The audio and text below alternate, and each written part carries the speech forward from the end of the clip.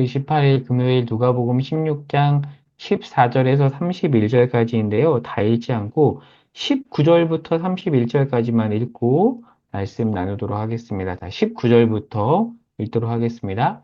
한 부자가 있어 자색옷과 고운 베옷을 입고 날마다 호화롭게 즐기더라.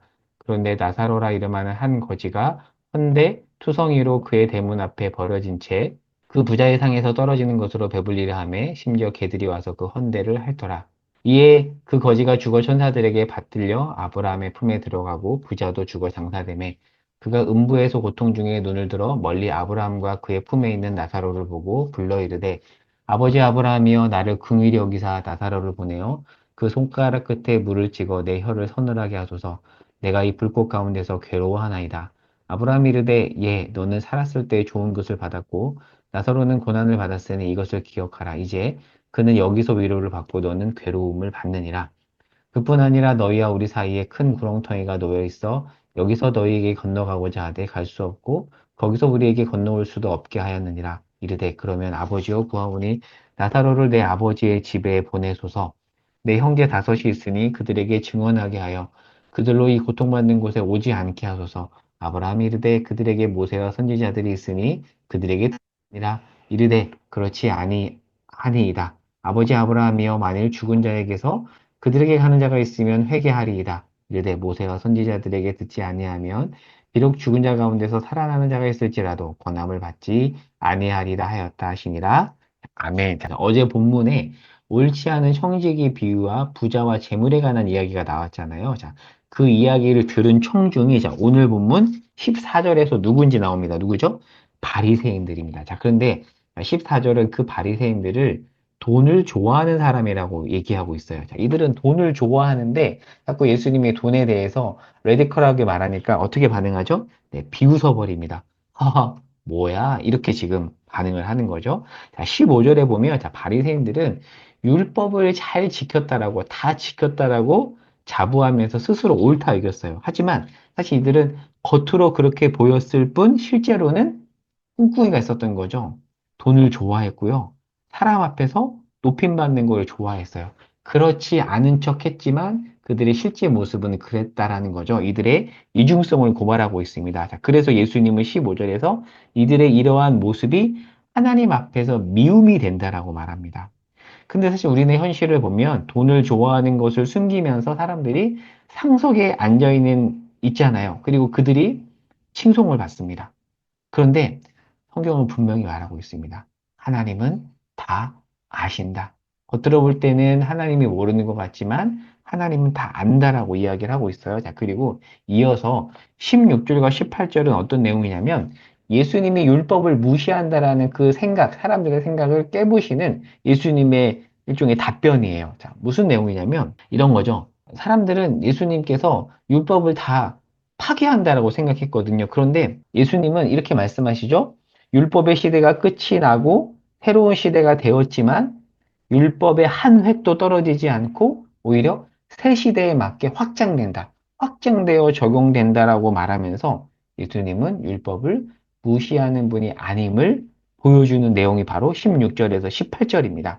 18절에 보면 18절의 내용을 마태복음 병행 본문가 보면 마태복음에는 음행한 연고 없이라는 표현이 있어요. 마태복음 본문과 같이 보세요. 그러니까 그렇게 연결해서 16절과 18절을 보면 이런 겁니다.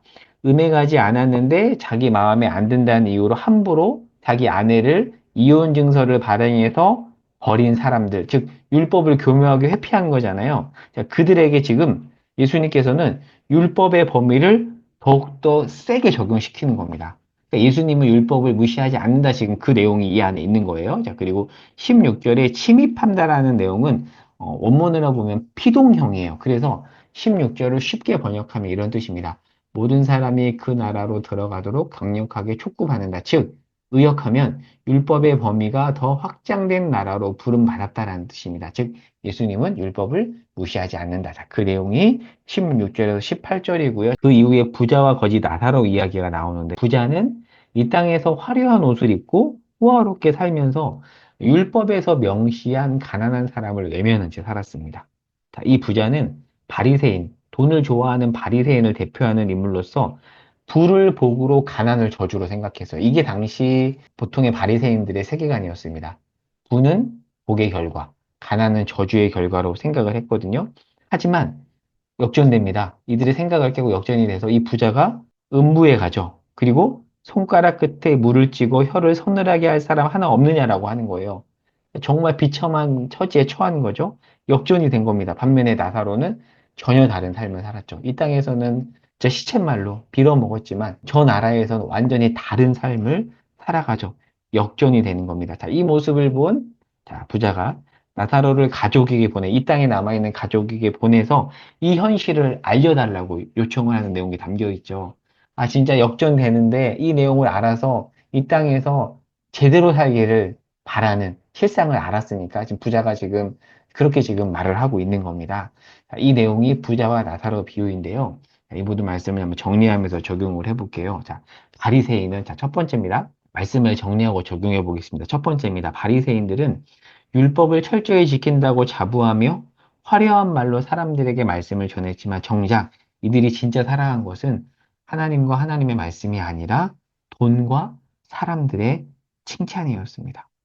예수님은 이들의 헛된 이중성을 폭로하시죠. 자, 그리고 두 번째, 불을 축복으로 가난을 저주로 생각한 바리새인들의 생각을 깨면서 이 땅에서의 모습이 종말에 역전될 수 있음을 암시하면서 지금 예수님은 우리에게 무엇을 도전하고 있냐면 이 땅에서 진정으로 우리가 추구해야 될 것이 무엇인지를 알려주고 있어요. 그러니까 부와 이 땅에서 성공이 잘못된 건 아니에요. 그러나 그것이 꼭 축복이라고는 할 수 없다. 아닐 수도 있다라는 것을 얘기해 주고 있고요. 반면에 이 땅에서 거지 나사로처럼 살아가는 것은 사실은 안타까운 일인 것만큼은 분명하지만 그렇다고 해서 저주라고는 볼 수 없다. 오히려 천국에서 역전될 수 있다라는 것을 통해서 진정 우리가 무엇을 추구해야 되는가에 대해서 말씀해 주고 있는 것입니다. 자, 오늘 본문 말씀을 깊이 생각해 보면 좋겠습니다. 이 땅에서의 모습이 천국에서 역전될 수 있대요. 여러분은 지금 무엇을 추구하고 있습니까? 제가 이런 질문을 적어놨죠. 지금 우리가 추구하는 것들이 과연 천국에서도 중요한가? 물론 이 말이 너무 과격하게 적용되어서 아무것도 하지 말자라고 가면 안 돼요. 이 내용은 우리의 좀 깊숙한 마음을 살펴보자라는 내용인 겁니다. 우리가 진정으로 추구하는 것들, 이 땅에서 성공이라고 하는 것들이 과연 천국에서도 그렇게 가치 있는 것인가? 아닐 수도 있다. 따라서 우리는 이 땅에서 하늘의 관점을 가지고 진정 중요한 것을 놓치지 않은 채 살아야 되는 것이죠. 오늘 말씀을 통해서 지금 우리가 무엇을 추구하며 무엇을 자랑하고 있는지 생각하면서 진정 자랑할 것을 자랑하며 추구해야 될 것을 추구하며 살아가는 우리의 삶이 되었으면 좋겠습니다. 이 땅에서 억울하고 힘들게 살아도 우리가 바른 것을 추구하고 살아간다면 우리는 영원한 그 나라에서 다른 삶을 살아갈 수가 있습니다. 그 나라를 여러분 기대하시면 좋겠습니다. 비록 이 땅에서는 남루하고 비루할지라도 그 땅에서 전혀 다른 하나님의 은혜를 누리며 우리는 살아갈 것입니다. 그날을 소망하며 오늘도 힘있게 살아갔으면 좋겠습니다. 기도하겠습니다. 하나님, 우리는 역전되는 나라를 바라보며 사는 자들입니다. 이 세상의 관점으로만 우리의 삶을 바라보며 해석하지 않겠습니다. 이 땅의 기준으로 비참하다라고 생각하지 않겠습니다. 하늘의 관점을 우리에게 주시옵소서. 영원한 나라, 그곳에서 우리는 다른 삶을 살아갈 것입니다. 하나님, 그 나라를 소망합니다. 그 나라에서 살고 싶습니다. 하나님, 오늘 하루 우리에게도 그 나라를 향한 소망함을 주시고 하늘 백성으로 하루하루 묵묵히 소망을 가지며 살아가게 하옵소서. 예수님의 이름으로 기도합니다. 아멘.